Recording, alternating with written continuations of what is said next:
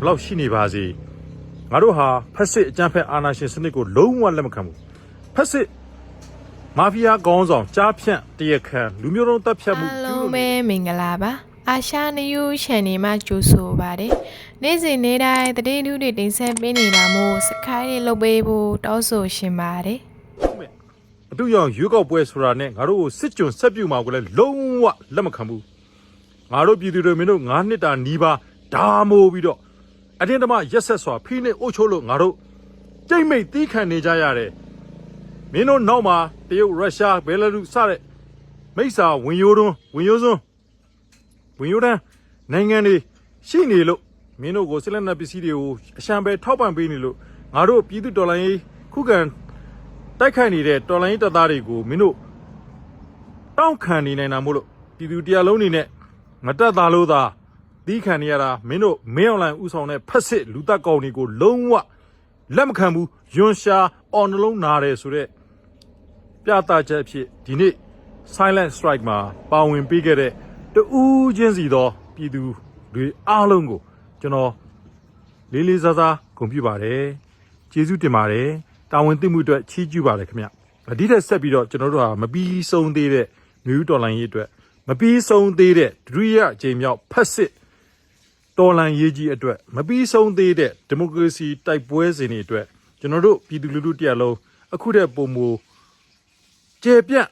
စူးစီးတဲ့အားအင်တွေနဲ့ကျွန်တော်တို့ဆက်လက်ရုန်းကန်ကြပါဦးလိမ့်မယ်တေချာတာကတော့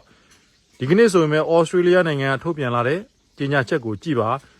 ဖက်စစ်မင်းအွန်လိုင်းလူသက်ကောင်တွေရဲ့ဆေးရဆွဲကောင်တွေလုံးမဲ့အတူရောင်ရွေးကောက်ပွဲဆိုတာဟာဘလုံနီးနဲ့မှရှေ့ဆက်သွားလို့ရမယ်နိုင်ငံရေးနီးလည်းမဟုတ်ဘူးဆိုတာသူတို့ထုတ်ပြန်ထားပြီးဖြစ်တယ်အာဆီယံကလည်းပဲကြေညာထားတယ်ထိုင်းနိုင်ငံသားဝန်ကြီးကလည်းပဲလက်ခံနိုင်ပွဲမရှိဘူးလို့ပြောထားတယ် EU လုံးဝ no ဆိုတော့ကမ္ဘာနိုင်ငံအများစုနဲ့ကမ္ဘာအင်အားစုအကြီးတွေကစလက်မခံဘူးလို့ပြောထားတဲ့ဒီအတူရောင်လိန်ညာတဲ့လူလိန်တကယ်တော့ကြားဖြန့်ရွေးကောက်ပွဲပါပဲကြားဖြန့်ကငွေကြေးလိန်နဲ့အခုမင်းအွန်လိုင်းလုံးမဲ့ရွေးကောက်ပွဲဟာမဲလိန်မယ်လိန်နာခြင်းအတူတူပါပဲကြားဖြန့်ရွေးကောက်ပွဲအတွက်လုံးဝလက်မခံဘူးဆိုတဲ့ကမ္ဘာနိုင်ငံကြီးများကထုတ်ပြန်ပြီးဖြစ်တဲ့ကြောင့်ကျွန်တော်တို့မြန်မာပြည်သူအားလုံးမျိုးတော်လိုင်းရင်းနဲ့အတူတပ်ဦးခေါင်းဆောင်ကြီးများနဲ့အတူဆက်လက်ရုန်းကန်ကြိုးပမ်းကြရမှာဖြစ်ပါတယ်ကျွန်တော်တောင်းဆိုခြင်းနဲ့ကျွန်တော်တင်ပြခြင်းနဲ့တခုတည်းသောအချက်ကတော့လက်ရှိຫນွေဦးတော်လိုင်းရေးကြီးအောင်မြင်ဖို့ဆိုရင်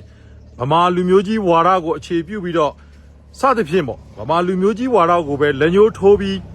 မိမိလူမျိုးစုလူမျိုးနွယ်ဒေသတစ်ခုအတွက်ကိုပဲကြိုးပမ်းခဲ့ကြသောခေါင်းဆောင်ကြီးတွေကိုကျွန်တော်တို့တိုက်တွန်းပါတယ်အခုချိန်မှာဗမာလူမျိုးကြီးဝါဒဆိုတဲ့ရိုးစွမှုဟာအရာမထင်ဖြစ်နေခဲ့ပါပြီမိမိလူမျိုးစုတစ်ခုကောင်းကျိုးအတွက်မိမိလူမျိုးစုတစ်ခုတည်းလွတ်လပ်ခွင့်အတွက်ကြိုးပမ်းနေုံနဲ့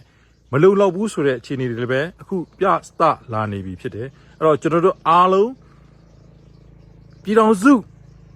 ရိပ်မြုံကြီးတစ်ခုလုံးလွတ်မြောက်ဖို့အတွက်အားလုံးပေါင်းစုညီညွတ်တဲ့ခွန်အားတွေနဲ့9နှစ်နီးပါးရရှိလာတဲ့တော်လိုင်းအတွေ့အကြုံတွေကိုအကောင်းဆုံးသုံးသပ်စီရေးနိုင်ငံရေးတမိုင်းသုံးသပ်ချက်တွေနဲ့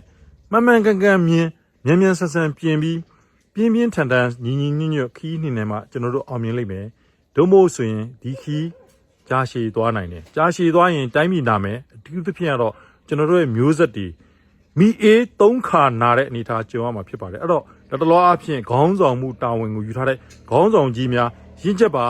မျှော်မြင်ပါ